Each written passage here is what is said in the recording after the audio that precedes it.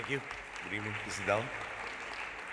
Secretary Dinky Soliman, Mr. Ramon Del Rosario, Mr. Edilberto De Jesus, Mr. Felipe Alfonso, Mr. Napoleon Nazareno, Dr.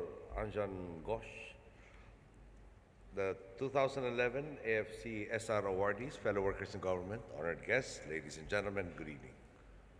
At this moment, a movement called Occupy Wall Street has caught the eye of the world. In fact, this is a movement that has been picked up by people around the globe. In city streets from America to Athens, people have gathered to express their dissatisfaction with the status quo that they perceive to be unjust, oppressive, and incapable of dealing with today's realities. They have been protesting against companies that engage in what they deem to be the usurpation of regulation and, in some cases, democracy itself. We see that these groups of people from different nations all share the same rallying cry. There must be accountability. There must be inclusive growth. Right now, it is a difficult time globally to be the head of a corporation, given that corporations seem to be portrayed as the bad guys in this latest global economic and social crisis. When one looks at our part of the world, however, this is not the case. While, of course, there will always be exceptions, here in our region, corporations, especially the ones more active in their humanitarian endeavors, are generally seen in a positive light. The people recognize the value that business can bring to a nation. They see the opportunities and the possibilities, and realize that corporations and individuals can empower each other and partner towards the achievement of a just society. I believe that this is partly because many Philippine and Asian corporations have been actively engaged in corporate social responsibility activities. Many, if not all of you present here today, have made the conscious decision to play a greater role in the communities in which you do business. Realizing that you do not live and work in a vacuum, you have done your best to help ensure that the people living in the societies in which you operate are given the chance to live a more dignified life. The companies we are honoring today are forerunners in this regard, and just looking at what they have achieved should inspire a greater number of other companies to follow suit. Take the example of Pfizer Thailand, who have empowered several people afflicted with HIV to establish businesses through microcredit loans so that they can continue to live meaningful lives, make contributions to their communities, and ultimately overcome the hardships and the stigma that their sickness burdens them with.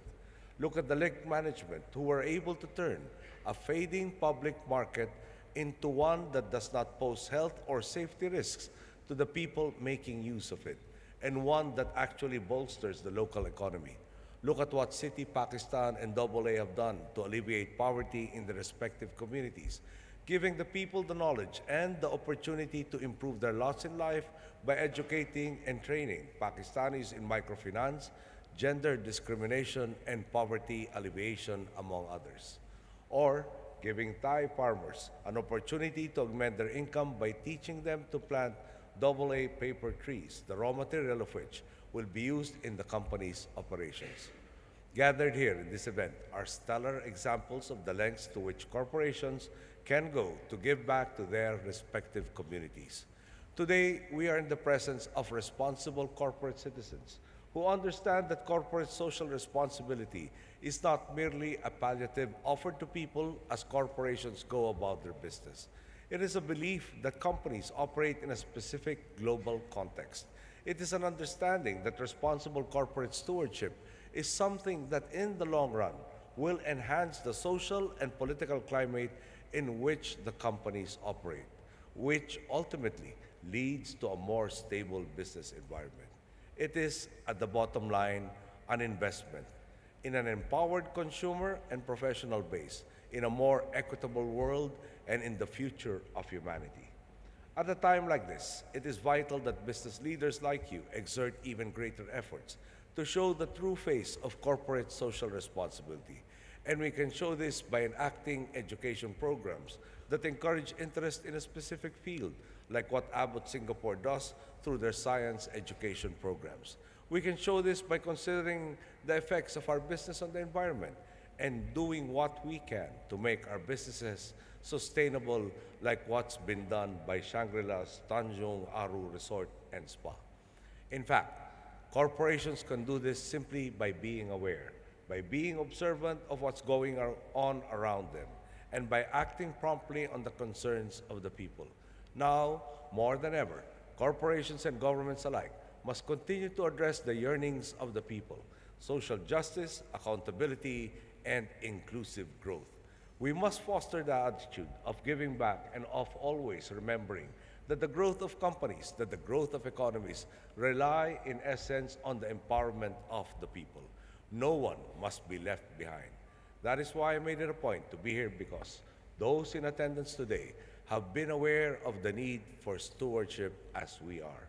We share the belief that governments and companies are never detached from the people, that our success springs from theirs, and vice versa. And I am here to tell you that in the Philippines, you have partners. You are working with a government that is concerned foremost with the people. You have a government that is spending almost a third of its national budget in social services, in helping the needy get back on their own 2 feet. These programs are meant to enhance political and social stability, which in turn creates a better long-term climate for business. I want to thank all of those present here, not just the awardees, but all those who have worked to push forward responsible corporate citizenship. I preside over many award ceremonies as president, and I do it because we need to undertake the best practices for the sake of creating a better environment for all of us. While we have come here to acknowledge the excellence of these 6 companies, the most important part is that we recommit ourselves to the idea of stewardship. We want the judges to have a harder time deciding on winners next year, because more companies will have done something great for their communities. And before I end, I understand that in the previous years, there were a lot of Philippine companies recognized. In the first time that I have an occasion to talk before you, not a single Filipino company managed to be awarded. Perhaps that is just equality at work. But I will endeavor that in the next year, I will try and motivate more and more of our companies to excel so that they in turn can also be recognized, lest the Philippines be left behind. Thank you. Good night.